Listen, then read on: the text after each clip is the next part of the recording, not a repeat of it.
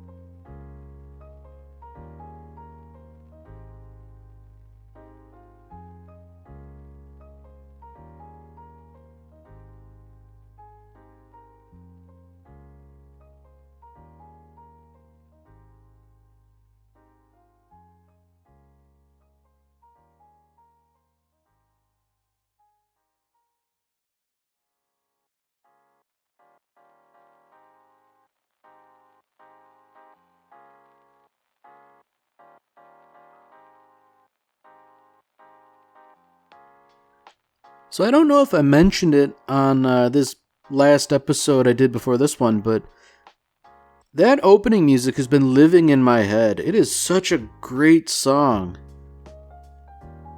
Man. I think it just bears mentioning, or repeating if I mentioned it before. But I guess back to ongoing events, it's very clear that Lelouch is not safe here. And it's also rather telling that that girl with the green hair, she got, shot in the head. So something's clearly up here. And, I guess it's understandable that this pilot here, it would be interesting to find a student and a squad of soldiers that had been slaughtered. There's a lot of questions and not many answers. Oh, that's interesting. Okay, this is a nice little way to illustrate, I guess, the limits of that power, Maybe it's a little clunky that Lelouch assumes he needs direct eye contact, but I think that's kind of a reasonable assumption given what happened. But it's nice that he's sort of learning things as he goes along, rather than, the green-haired girl explaining to him, like, these are the powers, this is what you can do, these are the limits.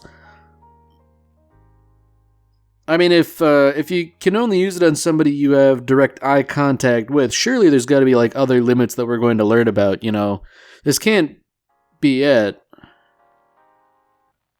Well, maybe it could be, actually. I mean, either way, hypnotism like that is rather powerful.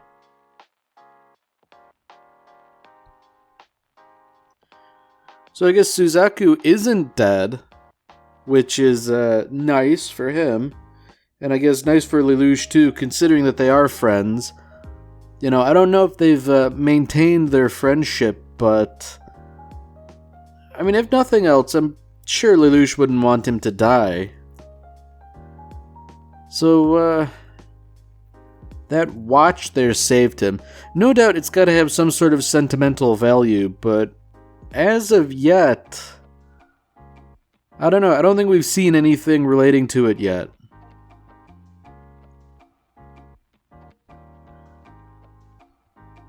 Alright, So this is interesting. Suzaku is being given a nightmare frame to pilot, and, you know, he just sort of nicely explained for us, the audience, that 11s don't get to pilot them. Not necessarily that they can't, but that it's more of like a, they're not allowed to. And I guess for good reason, you know, the Britannian Empire only trusts the 11s so much. You know, you don't want to give them the real big guns. I mean, when you consider that they do have one old, outdated nightmare frame, it's already pretty efficacious in handling other stuff. And, you know, it was made pretty clear that it's an old, maybe not decrepit model, but, like, it's showing its age. Although that said, Lelouch now has his own nightmare frame too. And he might not be an expert pilot or anything, but I feel like his odds in that are far better than they would be anywhere else. Especially considering that this is like one of the state-of-the-art models, and this was like Prince Clovis's special super secret guard or something like that. There was some throwaway line about how he wanted to send in his personal guard to handle things. So I can only assume that this nightmare frame is one of those. I guess to Lelouch's credit, he's playing things rather cool. You know, like, hey, tell my sister I'm gonna be late. You know, that's sort of nicely sidestepping the possibility of being killed in what is becoming an increasingly dangerous armed conflict.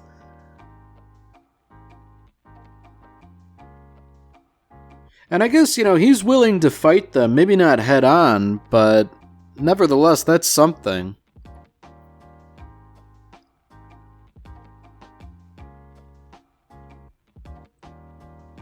Yeah, so things aren't looking good for the rebels, you know. And I guess thinking about it, seeing as how that thing they got was really just a capsule with a girl in it, and not a chemical weapon, it seems like their plan was kind of not going to succeed from the beginning, I guess. Well, that's kind of interesting, that these nightmare frames might be built to ride on railway tracks. That would be interesting, you know, I guess that's like a good way of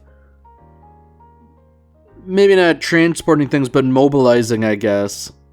You know, using rail lines.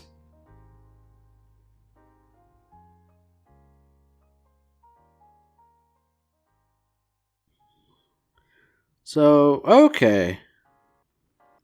Alright, Lelouch has successfully ambushed that other guy, presumably putting him out of commission. Yeah, like, this has got to be a real hard pill to swallow for that guy. That, you know, this isn't a traitor. This is somebody who stole a nightmare frame, and they're using your weapons against you. Like, that's not good. I don't blame him for ejecting. So I guess this is kind of interesting. From that pilot's perspective, Callan, I think. You know, her mysterious benefactor here, like, I mean, he's got to be incredible beyond reckoning to have stolen a Sutherland and to have intervened and to have seemingly delivered them a bunch more.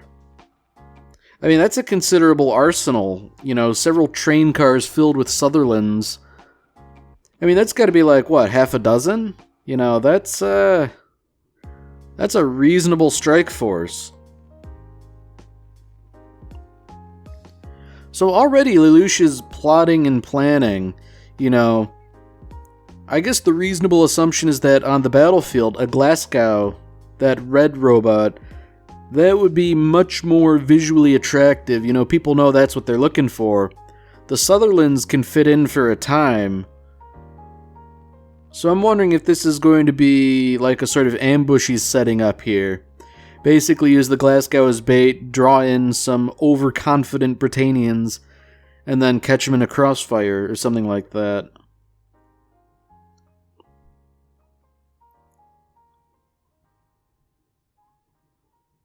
So I guess understandably, the rebels here, you know, they would almost be foolish to just go along with this without questioning it to a degree, but, I mean, I guess when you get down to it, they're fighting a vastly superior enemy. What other option do they really have? Yeah, you know, it is kind of strange, especially because Lelouch is being so mysterious about everything. Like, it can't be avoided to a degree. Like, what's he gonna do? Give his full name over communications networks that could be monitored? You know, it's better to remain kind of secretive.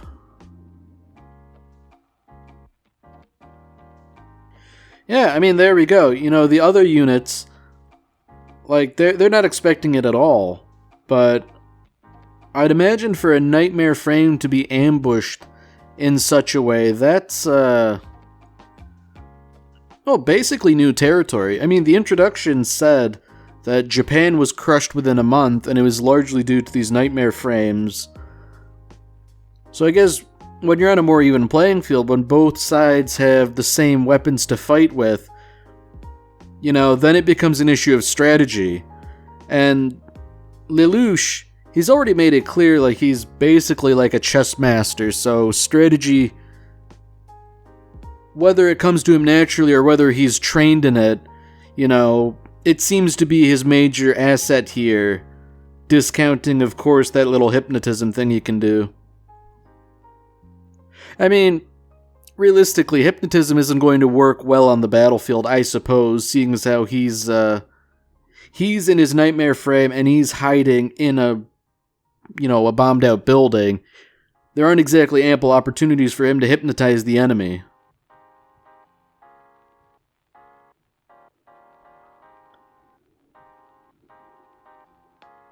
So he's really organizing this like a chess game, even sort of, you know, wargaming it out in his little cockpit.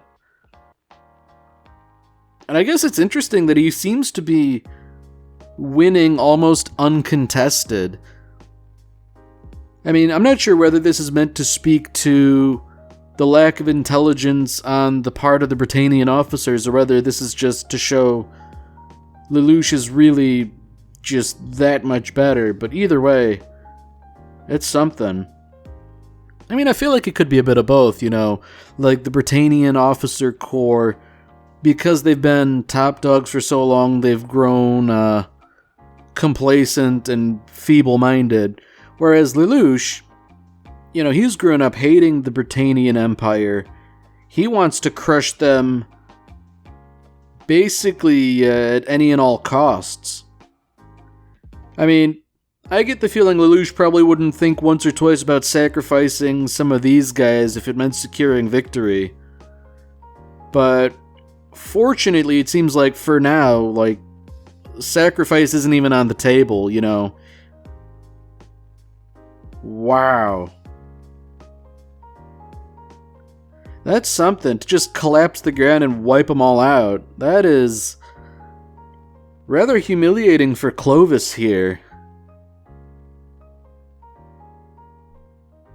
And you know, that is something for Lelouch too. You know, if he's able to win in this little engagement here, then, you know, who's to say this couldn't continue? You know, using guerrilla tactics like this.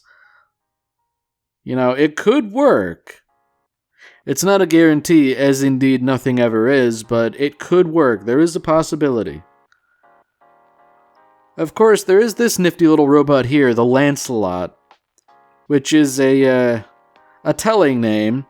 You know, all these robots seem to be named after English things, be they places or characters. I guess the interesting thing about this is that Suzaku's being the one to pilot it. You know, because he seems to be, well, he's an interesting character because he's not too keen on killing, and he was willing to defy orders to the point of being shot. So I guess giving a highly moral person this exceptionally powerful war machine, that's probably your best bet in terms of avoiding needless conflict and destruction.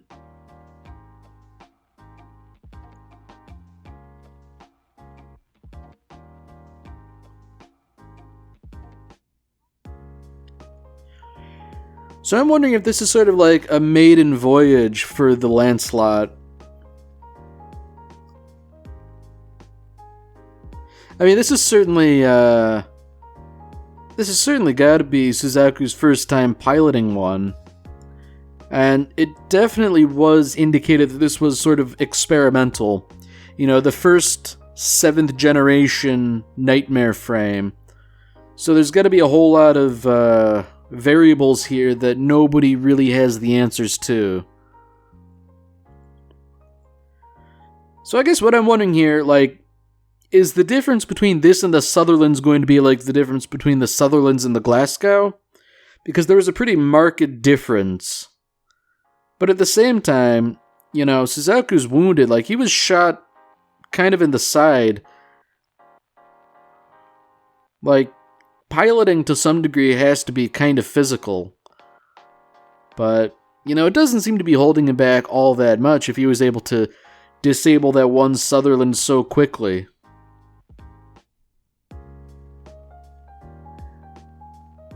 Yeah, so I guess this kind of goes back to my point where if everybody has access to the same gear, then the superior strategist wins.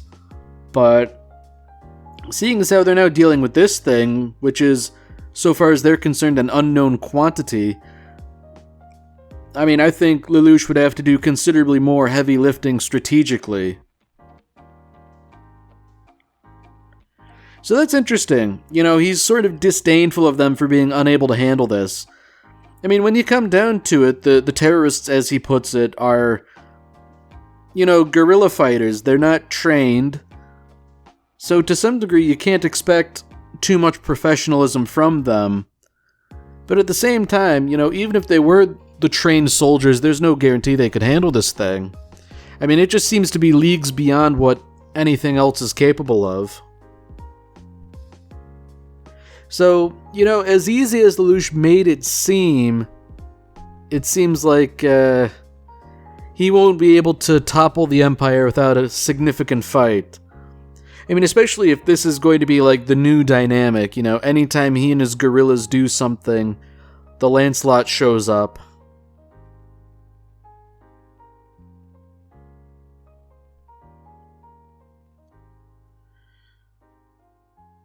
Yeah, you know, thinking about it, they probably couldn't get a better test subject than Suzaku, you know. Like, he's willing to use this thing, and he might not be willing to kill, but, you know, he's definitely going to put it through his paces. Uh-oh.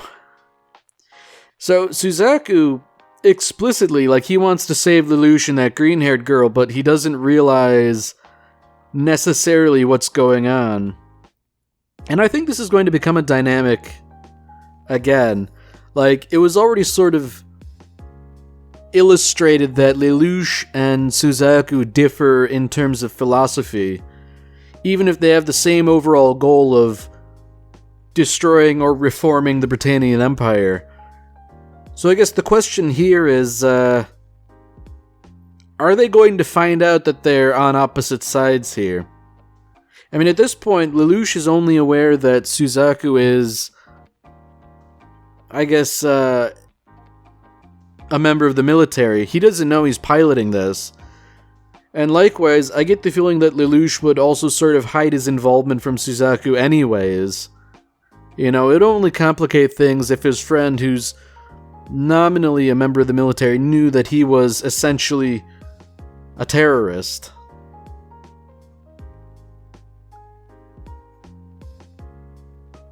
Now, I feel like this is a big hint, you know. So, Lelouch might not know who's piloting now, but I'm a little conflicted. It is a nice thing that Suzaku were to save a civilian like that. But Lelouch to say, like, you've won the battle, but I will win the war. Saying that in response to somebody, you know, taking their eye off the prize to save a civilian. Like, that's That's definitely kind of dark. You know, that's a maybe not an evil impulse, but there's something there that I don't know. I don't like it.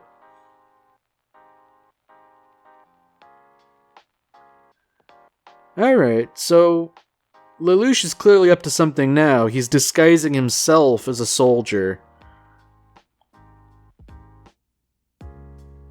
Man, so the situation really isn't all that good.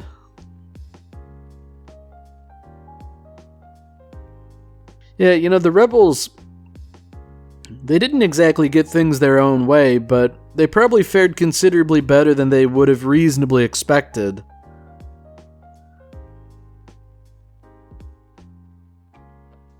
Yeah, so already there's dissension. You know, some of them would have rather used the poison gas than depending on Lelouch, but yeah, I don't know if that would necessarily have been a better thing to do.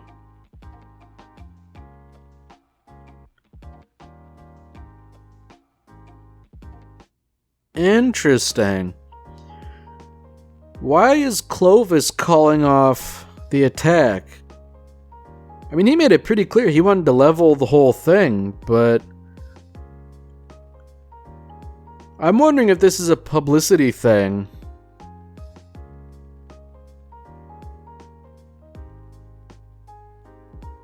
Oh.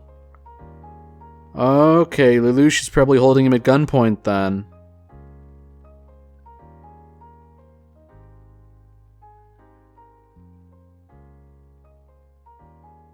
Ooh. Okay, so Lelouch and Clovis are acquainted.